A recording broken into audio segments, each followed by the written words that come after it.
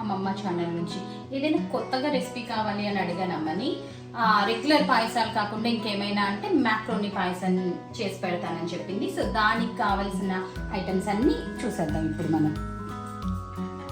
పాలు, పంచదార, మ్యాక్రోనీ, సేమియా, బాదం పొడి, జీడిపప్పు, చెర్రీస్, యాలక్కాయ పొడి. మరి దీన్ని చాలా సింపుల్గా చేసేసుకోవచ్చు పాయసం లాగా. ఎలా చేద్దామో కూడా చూసేద్దాం. ముందుగా మనం పాయసానికి ఎలాగైతే పాలు మరిగిస్తామో అలాగా పాలు స్టవ్ మీద పెట్టి బాగా ఎర్రగా కాగేదాకా మరిగించుకోవాలి. ఇది మరిగే టైంలో మనము ఇంకొక స్టవ్ మీద నీళ్లు పెట్టి నీళ్లు సగం కాగిన తర్వాత మ్యాక్రోనీస్ని, నీళ్లు మరిగే తర్వాత అనమాట, సగం కాగిన తర్వాత అంటే మ్యాక్రోనీస్ ఉన్నాయి కదా వీటిని మరుగు పట్టాక వేసేయాలి. నీళ్ళు మరిగినాయి కదండి, ఒక్క చుక్క నెయ్యి వేసాం ఇందులో. మనం వేసిన తర్వాత మ్యాక్రోనీస్ వేసేస్తాం ఇట్లాగా. ఆ నెయ్యి కూడా ఎందుకు వేస్తామంటే మనకు ఆ మ్యాక్రోనీస్ ఇరగకుండా ఉంటాయి. మనకి మ్యాక్రోనీస్ చక్కగా ఉడికిపోయినట్టున్నాయండి. సో దీన్ని మనం ఇప్పుడు వడకబెట్టేసుకుందాం. నీళ్ళన్నీ వంపేసి ఇట్లా వడకబెట్టేసుకుందాం.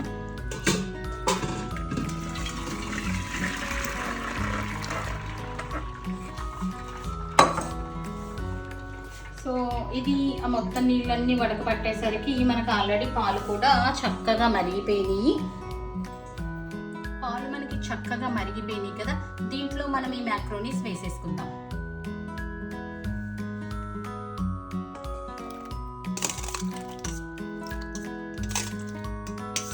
సో మ్యాక్రోనీస్ వేగినంత అంతసేపు మనకి సేమియా యాగక్కర్లేదు కనుక దీంట్లో మనం సేమియా కూడా వేసేసుకుందాం.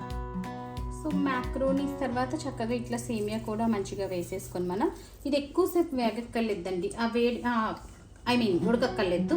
ఆ వేడి మీదే మనకి చక్కగా ఉడికిపోతుంది అనమాట సేమియా.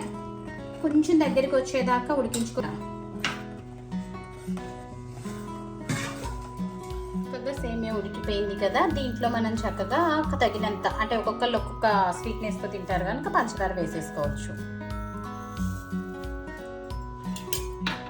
పంచదార కరిగిదాకా శుభ్రం కలిపేసుకొని కరిగేలోపు మనము చక్కగా నెయ్యి వేసి జీడిపప్పుని వేపుకుందాం. ఈ వేపుకున్న దాన్ని మనం పాయసంలో కలిపేసుకోవచ్చు. జీడిపప్పు వేగుతుంటే మాత్రం వాసన వస్తుందండి, నెక్స్ట్ లెవెల్ అనమాట, తినేయాలనిపిస్తుంది.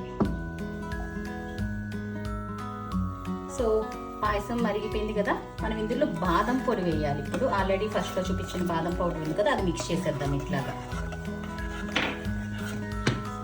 బాదం పౌడర్ వేస్తలోగా కలర్ మారిపోయింది, చూడగానే తినేయాలనిపించేలాగా తయారైంది అనమాట. దీంట్లో ఏగుతున్న జీడిపప్పు వేసేద్దాం.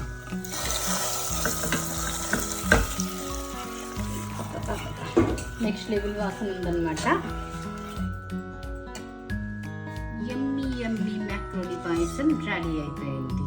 చూసారు కదండి ఎంత చక్కగా ఉందో. సో దీన్ని ఇప్పుడు టేస్ట్ చేసేద్దాం మనం. సో చూసారు కదండి పాయసం రెడీ అయిపోయింది. సో దీంట్లో ఇలా మనము చక్కగా డ్రై ఫ్రూట్స్తో వీటితో గార్నిష్ చేసుకుంటే చక్కగా ఉంటుందన్నమాట. సో వాసన చూడగానే తినేయాలనిపించి మ్యాక్రోనీ పాయసం రెడీ అయిపోయింది. మరి మీరు కూడా ట్రై చేసి టేస్ట్ చేసి ఎట్లా ఉందో కామెంట్స్ రూపంలో తెలియజేసేయండి.